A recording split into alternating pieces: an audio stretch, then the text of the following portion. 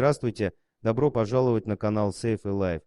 Однажды группа посетителей культурного центра в Араросе, Бразилия, услышала какие-то странные звуки, похожие скорее на приглушенные крики, чем была очень озадачена. Шум доносился непонятно откуда, из какого-то отдаленного уголка здания. Крики были похожи на кошачьи, хотя люди не были точно в этом уверены. Они проверили все, что могли, в поисках необъяснимого явления. И тогда кому-то пришла в голову мысль, что звуки доносятся из-под пола. Несколько людей из группы выразили свое мнение, сказав, что если звуки действительно исходят из-под бетонного пола, то лучше оставить это существо умереть, кем бы оно ни было. К счастью, нашлись и те люди, которые посчитали такую мысль безумной и приготовились принимать решительные меры для спасения. Они обратились в коммунальную компанию, которая незамедлительно выслала нескольких работников для оценки ситуации. Рабочие нашли примерное место, где могло быть замуровано животное, и начали аккуратно ломать пол. Так они обнаружили трубу,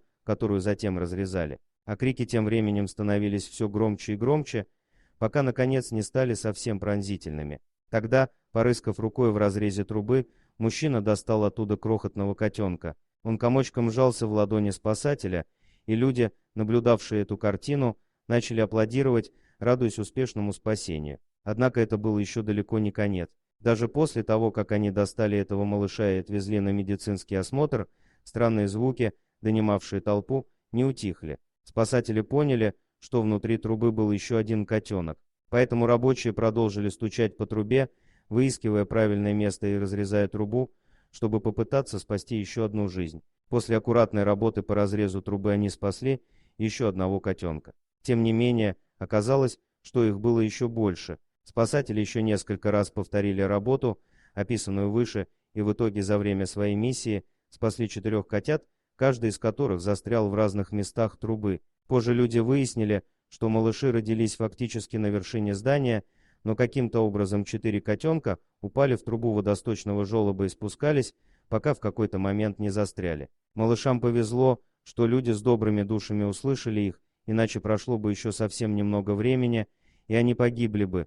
Новость о спасенных котятах быстро распространилась по городу, и люди стали собираться, чтобы помочь крохам. Мы объявили о спасении в социальных сетях, и люди в этом районе стали приносить молоко, бутылочки, лекарства и другие продукты для животных, рассказывает Рикардо Урбах, один из спасателей. Сейчас котят реабилитируют после полученного стресса, а после этого им сразу будут искать родной дом. Взгляните на их чудесное спасение. Благодаря сострадательным посетителям и небезразличию коммунальной компании, целых 9 жизней было спасено.